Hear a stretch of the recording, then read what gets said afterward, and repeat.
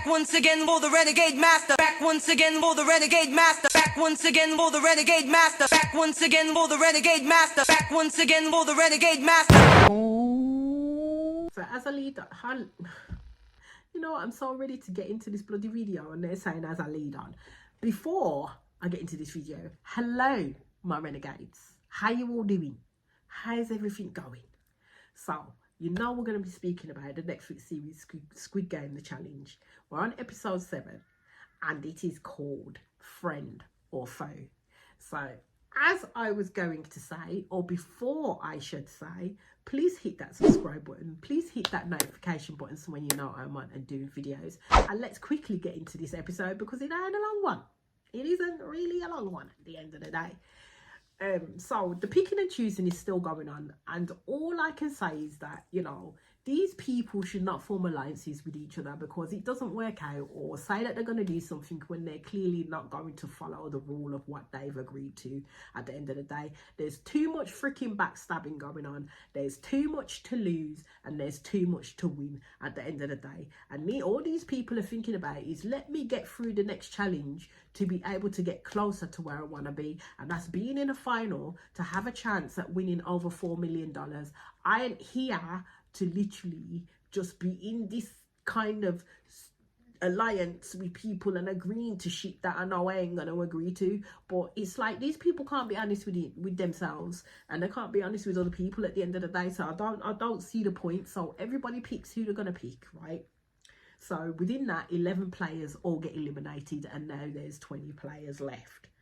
As I said, Mai's are full on, like her true colours are coming out royally. Like through these last couple of episodes, her true colours are coming out royally. And this is what I'm saying, as they get closer and closer and closer to that grand prize, as they get closer and closer and closer to the final, each time they can take to the point that they can taste it, yeah, they can taste her at the finish line, the more bloody behaviours is going to come out of them, the more literally backstabbing is going to come out, the backbiting is going to come out, the one-upmanship is going to come out, the competitiveness is going to come out, the way in which they're going to strategize, in which of backstabbing people that they're going to do it with is going to come out. So all of this is going to come out because at this point they're not going to be seeing these people as their friend. They're not going to be seeing these people as their friend. At the end of the day, this is a competition, so they're going to be looking at them now as their competitors, the people that they literally have to walk over in order to get across that finish line. This is where it's going to get dark. This is where it's going to get drafty. This is where it's going to literally eat these people alive, because I'm telling you, we don't know, looking on the inside, in what it's like being in that type of environment and day in, day out having to do these little challenges, knowing that at the end of it you could be in a chance for winning big money in order to change your life in the way that you want to change it. So yeah, you ain't gonna be friends with people up in there, and you're gonna be making decisions that's gonna benefit you and nobody else at the end of the day. Nobody else at the end of the day. So with the 20 people that's left, I had to go into this room. They were taken down to this room because the next challenge was coming up, basically. And it was like a grab-a-bear. So with each of the bears, each person would have a chance to grab a bear, and each time the bear came up, there'd be like a tabard in there that would, with a number on it. So it's kind of like it will go from 1 to 20. Now most people would have wanted from the middle upwards to 20, because then they'd have a better chance of whatever task it is that they had to do in terms of winning that task, because they would see what everybody else was doing wrong, basically, if they got eliminated in that sense. But they didn't exactly know what the task was going to be in regards to the tabards. So everybody's got their numbers at this point, and basically when they get into the next room, it's a full-on glass bridge, right? It's a glass bridge, 17 pounds of glass, and they had to basically choose the correct pane, because it could open up like a trapdoor, and then you fall through and you're eliminated straight away. Once you fall through, that's it, you're eliminated straight away.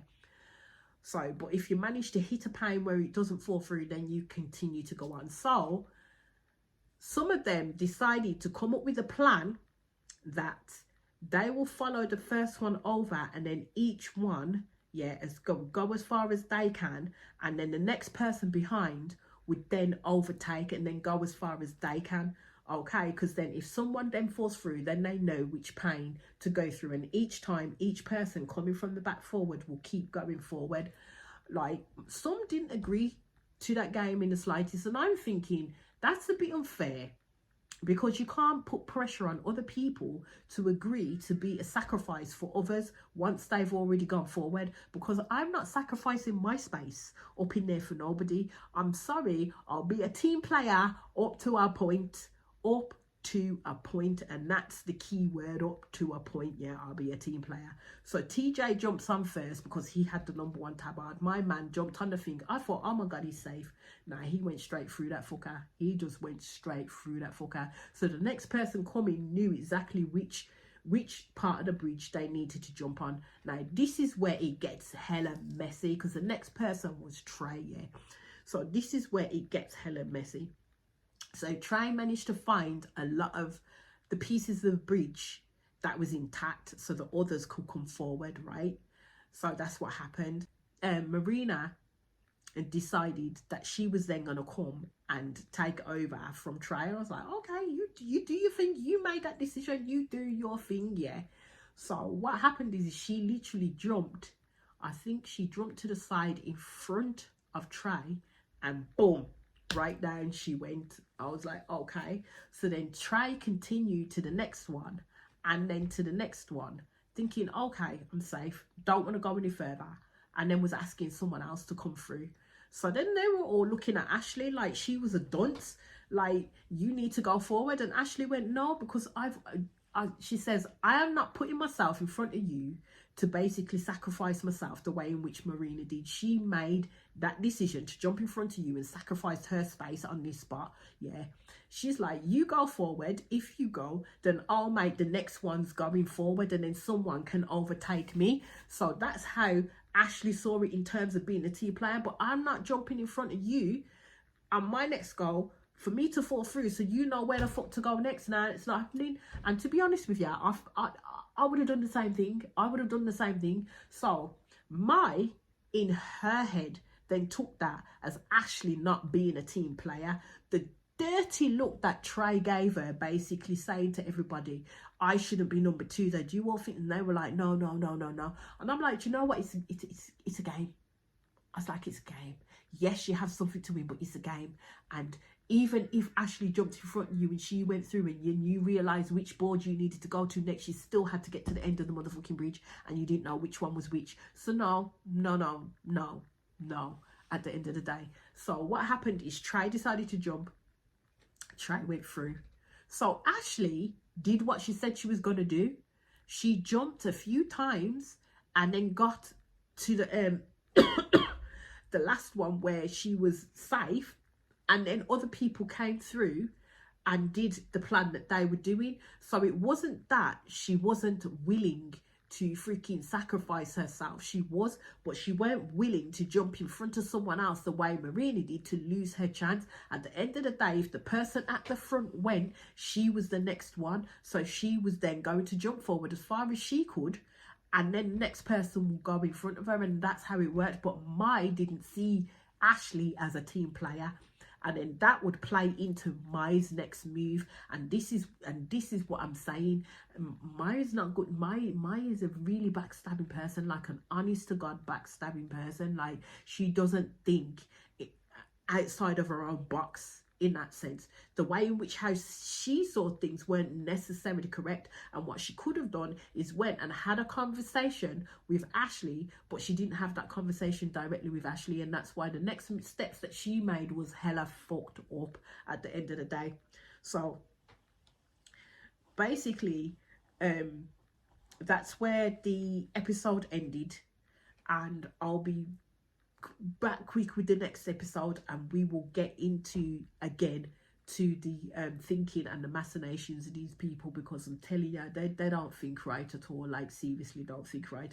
And the more, as I said, the more closer that they get to these grand pies, or the closer that they get to see the tasting being their foot over the final furlong for them to be in a chance of winning, is the more diabolical their behaviors go, and the more erratic their thinking goes, because they don't, it's kind of like, at first it was all strategic, they planned, they thought about things in terms of what were the consequences of this, should I do this, planned it out in their own mind in regards to what they're going to do and how it may play out and how it might work, yeah. Whereas they're coming to the ending bits, to get to the point where it's kind of like erratic thinking all over the place. Everybody's out to get each other, everybody's looking at each other with suspicions, everybody's getting a case of the paranoia at the end of the day, and this is how everything's just setting in, and you're starting to see the little fractions caused in the little relationships that you did have. So you start to see the little fractions caused, and then the consequences of those fractions, especially when it comes to Maya and Ashley. But as I said, that was the end of this episode. I'll be back very quickly with the next one. Please hit that subscribe button, please hit that notification button, so when you know I'm out and doing videos, and I'll speak to you all again soon. Peace out.